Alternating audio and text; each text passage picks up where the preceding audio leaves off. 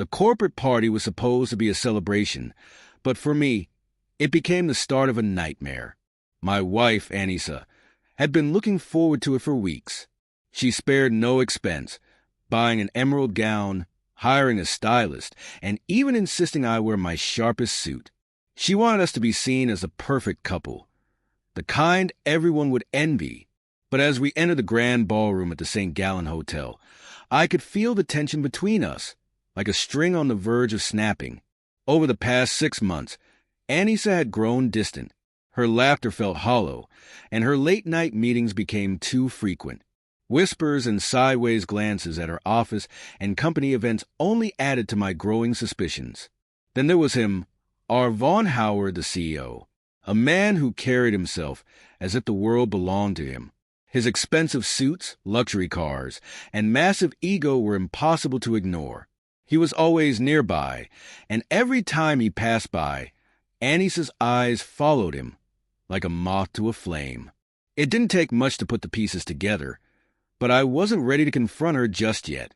I needed proof, and tonight I was determined to get it. As the evening progressed, I found myself nursing a whiskey at the bar, my eyes locked on Anissa. She mingled with colleagues, her smile wide, but her movements were jittery. Ulrich was always near, brushing up against her too casually, whispering something in her ear that made her smile too easily. Then it happened. Anissa excused herself to go to the restroom, and shortly after, Ulrich followed.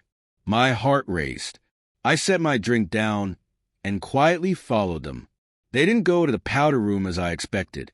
Instead, they entered a private lounge, the door clicking shut behind them. I pressed my ear to the door, my stomach churning as I overheard snippets of their conversation. "I'm tired of hiding," Ulrich said, his voice low but sure. "When are you going to tell him?" Anna hesitated. "Ulrich, you don't understand. Julian isn't stupid. He'll do nothing," Ulrich interrupted, his voice dripping with contempt. "Men like him are spineless. Once I'm done with him, he won't be able to fight back." My hands balled into fists, but I stayed quiet. This wasn't the time to confront them, not yet. When they finally emerged, Anna looked flushed, her eyes darting nervously around the room. Ulrich, however, appeared pleased, like a predator satisfied with its prey. I returned to the bar, pretending nothing had changed, but my mind was racing. Later that night, as the party was winding down, Ulrich approached me. He clapped me on the shoulder with a firm, almost possessive grip.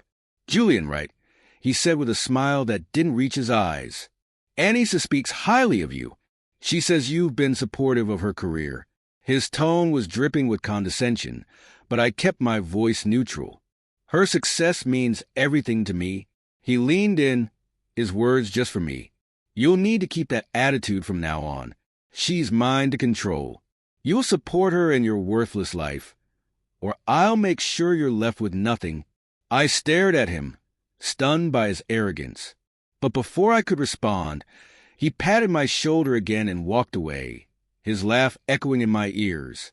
That night, as Anissa slept beside me, I lay awake, staring at the ceiling. Ulrich thought he could take everything from me, my wife, my dignity, my livelihood, but he had underestimated me. If he wanted a fight, he'd get one, and I would make sure I won. The next morning, I began preparing my retaliation. I reached out to old contacts in the finance world, people who owed me favors. Ulrich's reputation seemed flawless, but no one rises to the top without secrets. My contacts didn't let me down. Within days, I had a file on his shady dealings. Offshore accounts, falsified financial reports, and even a hush money payout to cover up an affair with another employee. Next, I focused on Anissa. I tracked her phone, planted a hidden recording device in her car, and monitored her emails. This was just a start. I was determined that both Ulrich and Anissa would pay for what they had done. It didn't take long to uncover what I needed. Explicit messages exchanged between Anissa and Ulrich, detailing their plans to be together. Each message felt like a knife in my heart, but I refused to let the pain cloud my focus. This wasn't just about betrayal. It was about justice. With the evidence in hand, I set my plan in motion.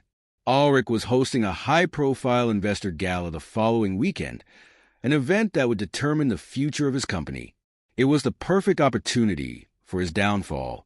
I anonymously tipped off a financial journalist about Ulrich's offshore accounts and falsified reports, providing the necessary documents to expose him.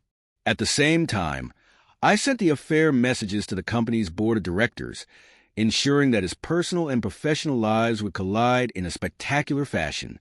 On the night of the gala, I arrived with Anissa, playing the role of the supportive husband. She seemed uneasy, her eyes darting around every few minutes, but she had no idea what was coming. Halfway through the evening, as Ulrich gave a speech about integrity and innovation, the room's atmosphere shifted. Phones buzzed with breaking news alerts, and whispers spread quickly. The journalist I had tipped off had published the expose, complete with damning evidence of Ulrich's financial misconduct. The board members and attendees immediately held an emergency meeting, leaving Ulrich stranded on stage. But I wasn't finished yet. As the room descended into chaos, I turned to Anissa. "You might want to check your email," I said calmly. She frowned and pulled out her phone. Her face went pale as she read the messages. I had forwarded her own incriminating words to Ulrich. She stammered, but I cut her off. "Save it," I said coldly.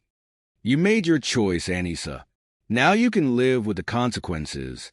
By the end of the night, Ulrich's career was in ruins. The board voted to remove him as CEO, and the police were waiting to question him about his offshore accounts. Anissa, caught in the fallout, was fired for her role in the scandal. Her dreams of a life with Ulrich vanished before her eyes. The next day, I filed for divorce, ensuring I kept the majority of our assets.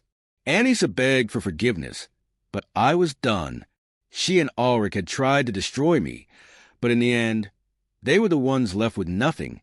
As I walked out of the courthouse, a sense of peace washed over me. Justice had been served, and I had reclaimed my life. Reflecting on it all, I realized that Ulrich's arrogance had been his greatest weakness. He thought he could control me, but he had forgotten one simple truth. A man with nothing left to lose is the most dangerous of all.